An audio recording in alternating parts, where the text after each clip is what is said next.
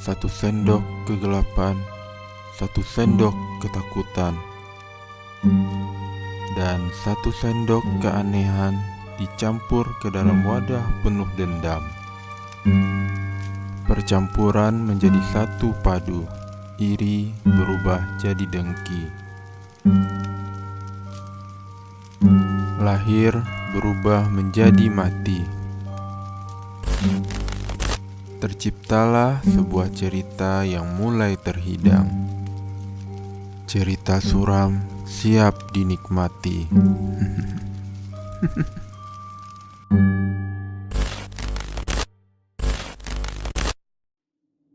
Selamat datang kembali di Cerita Glomi, tempat semua ketakutan dan kehampaan berkumpul.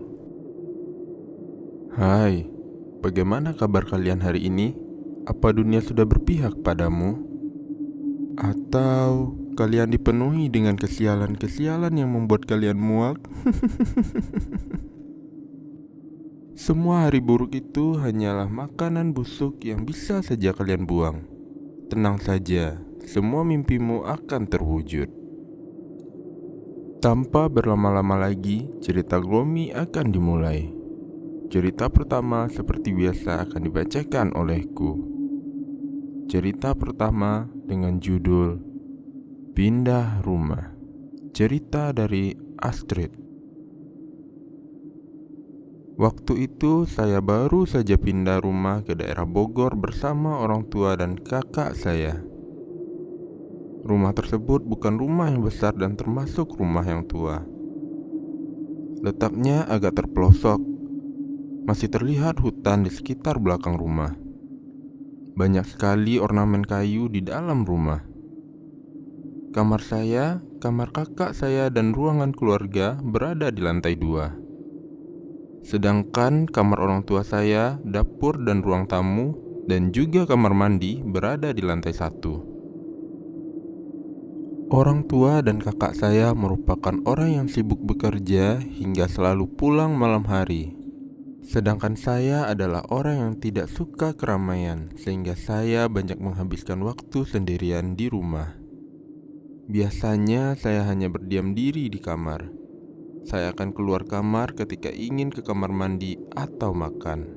Pada awalnya, suasana rumah tampak biasa saja. Tidak ada kejanggalan apapun selama saya pindah. Namun, setelah beberapa hari saya tinggal di sana, mulai muncul kejadian-kejadian aneh di rumah tersebut. Kejadian aneh pertama terjadi ketika maghrib. Saya keluar dari kamar dan turun ke bawah karena saya ingin ke kamar mandi. Setelah keluar dari kamar mandi, tiba-tiba ada bunyi yang sangat keras seperti rak dan barang-barang yang berjatuhan di lantai 2. Saya sangat terkejut mendengar kegaduhan itu.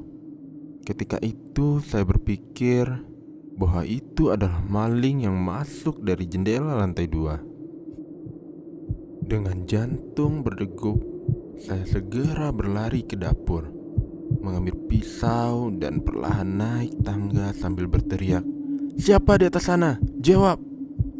Saya akan lapor polisi!" Tapi tak ada yang menjawab, dan suasana menjadi sangat hening. Semakin dekat ke lantai 2, semakin kencang degup jantung, karena saya takut akan disakiti oleh maling itu. Tapi ternyata ketika saya sampai ke lantai 2, tidak ada siapapun di sana, dan keadaan rak serta barang-barang yang masih ada di posisi semula. Saya segera berlari melihat semua jendela yang ada di lantai 2. Tapi semua jendela yang ada di sana dalam keadaan tertutup. Saya berkata dalam hati, "Suara apa tadi? Apa saya salah dengar? Apa ini hanya perasaan saya saja? Apa saya berhalusinasi?" Tapi tidak mungkin. Saya mendengar suara itu dengan sangat jelas. Tapi kenapa tidak ada apa-apa? Karena saya tidak mau memusingkannya, akhirnya saya kembali ke kamar dan memutuskan untuk tidak memberitahu kejadian tersebut kepada orang tua dan kakak saya. Keesokan harinya, terjadi lagi kejadian aneh. Pagi hari sekitar jam 10-an, saya baru saja bangun dan turun ke lantai 1 untuk mandi. Di rumah hanya ada saya dan kakak. Saya masuk ke kamar mandi tanpa mengunci pintu, karena saya hanya ingin menyikat gigi dan mencuci muka terlebih dahulu. Pintu terletak persis di sebelah kiri wastafel. Ketika saya menyikat gigi, saya melihat kunci pintu kamar mandi memutar dan mengunci sendiri. Saya panik melihat hal tersebut dan langsung mengetok-ketok pintu karena saya berpikir saya dijahili oleh kakak. Saya berteriak, "Kak, kenapa jahil sih? Bukain pintunya!" Tapi tidak ada tanggapan sama sekali. Saya semakin panik, semakin keras mengetok sambil berteriak, "Kak, awas ya, saya laporin ibu. Bukain gak sekarang?" Lalu tiba-tiba kunci terputar dan pintu terbuka. Saya langsung keluar dan mengoceh, "Apa-apain sih kak? Kayak anak kecil aja bercandanya." Tapi saya sangat terkejut karena tidak ada siapapun yang berada di depan kamar mandi. Saya langsung lari ke kamar kakak dan saya melihat bahwa dia sedang berada di kasur sambil bermain game menggunakan headset. Dia melihat saya sambil berkata, kamu ngapain sih masuk kamar orang tiba-tiba? Ketok pintu dulu napa sih?" Dengan nafas yang terengah-engah saya bertanya, "Kak, tadi kakak kan yang ngunciin kamar mandi?" "Iya kan kak, ngaku kak." Kakak pun menjawab, "Apaan sih kamu? Aneh, orang dari tadi di kamar." Saya yang ketakutan masih memaksa kakak untuk berkata bahwa dialah yang mengunci pintu kamar mandi. "Kak, please ngaku aja deh kak. Saya gak akan marah. Tapi please bilang kakak yang ngunci pintu kamar mandinya." Kakak saya pun semakin kebingungan dan berkata, "Apaan sih, jangan kayak orang aneh gitu. Udah sana keluar dari kamar kakak." Setelah itu saya keluar dari kamar kakak sambil terdiam memikirkan siapa yang telah mengunci pintu kamar mandi. Bersambung. Part 2-nya akan kita bacakan minggu depan. Nantikan ya. Hai Airen, baca cerita keduamu. Aku mau istirahat dulu.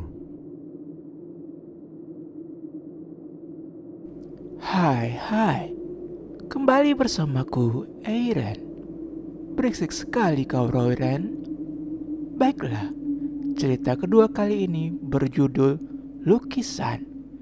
Cerita dari Okeden. saina@yasmin@gmail.com. Aku dan kakak sangatlah dekat. Tidak ada yang dapat memisahkan kita.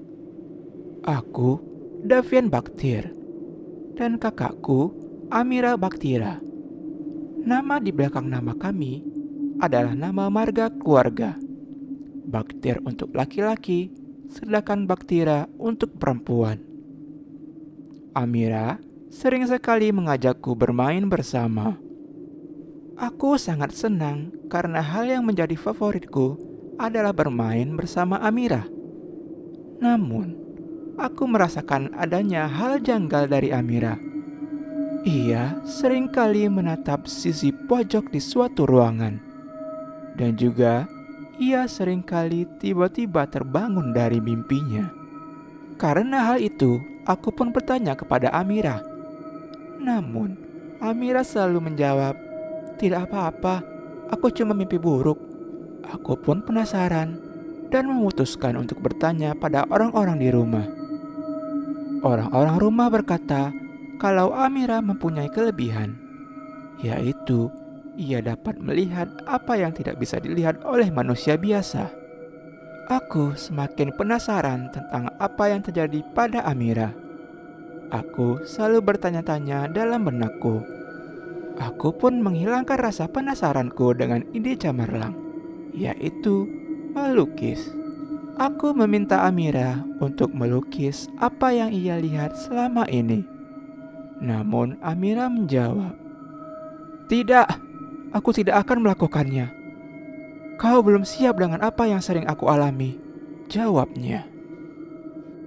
Karena jawaban tersebut, aku tidak bisa berhenti memikirkan apa yang terjadi dengan Amira.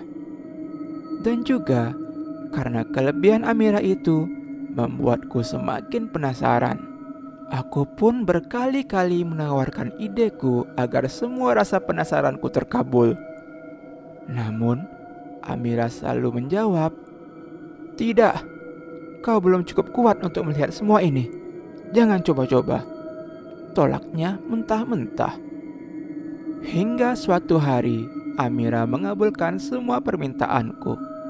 Aku pun sangat berterima kasih padanya. Namun, wajah Amira tampak tidak normal. Aku membiarkannya, karena yang penting semua permohonanku dikabulkan. Sebelum ia melukis apa yang ia lihat, Amira bertanya padaku, "Davian, apa kau yakin dengan semua hal ini? Setelah kau melihat lukisanku, hal yang pernah kau lihat sekali tidak akan hilang selamanya. Ini resiko besar," kata Amira. Tanpa pikir panjang, aku mengiyakan.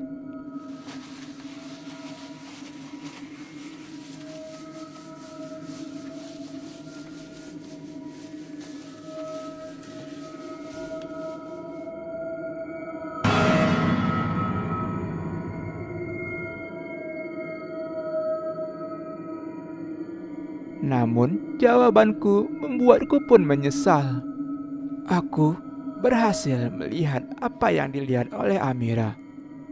Ini tidak mengerikan, namun lebih tepatnya hal ini sangat mengutukku. Aku mulai sama seperti Amira, mengalami hal-hal aneh. Namun semenjak aku mengalami mimpi buruk, Amira tampak baik-baik saja. Aku pun bertanya kepadanya, mengapa ia terlihat baik-baik saja akhir-akhir ini. Lalu jawabannya membuatku membenci Amira, karena Amira terpaksa memindahkan semua mimpi buruknya kepadaku dengan lukisan itu. Jika salah satu orang mengalami hal yang tak lazim selama ia hidup, ia dapat memindahkan mimpi buruknya pada orang lain dengan cara apapun. Namun, dengan syarat dengan memberitahu bahwa hal itu sangat berisiko. Aku pun bersikeras untuk meminta kepada Amira agar mimpi buruk ini dikembalikan padanya. Namun ia berkata, "Tidak bisa. Orang yang pertama kali memindahkan mimpi tidak dapat dikembalikan lagi mimpi buruknya," jawab Amira yang membuatku semakin benci padanya. Namun, aku tetap memaksa untuk mengembalikan mimpi buruk ini kepadanya. Dan sekali lagi Amira menjawab, "Jika kau memaksa, kau dapat menyakiti dirimu sendiri karena kelakuan konyolmu." Aku semakin benci kepada Amira. Akhirnya, aku memutuskan untuk bunuh diri di depan Amira saat acara ulang tahunku yang ke-10, agar ia tahu bahwa aku sangat membencinya. Selesai. Terima kasih sudah menonton Gloomy Sunday Club. Share video ini kepada teman-teman kalian agar kami bisa mencapai 100.000 subscribers. Apa kalian ingin menjadi bagian kami? Sampai jumpa minggu depan.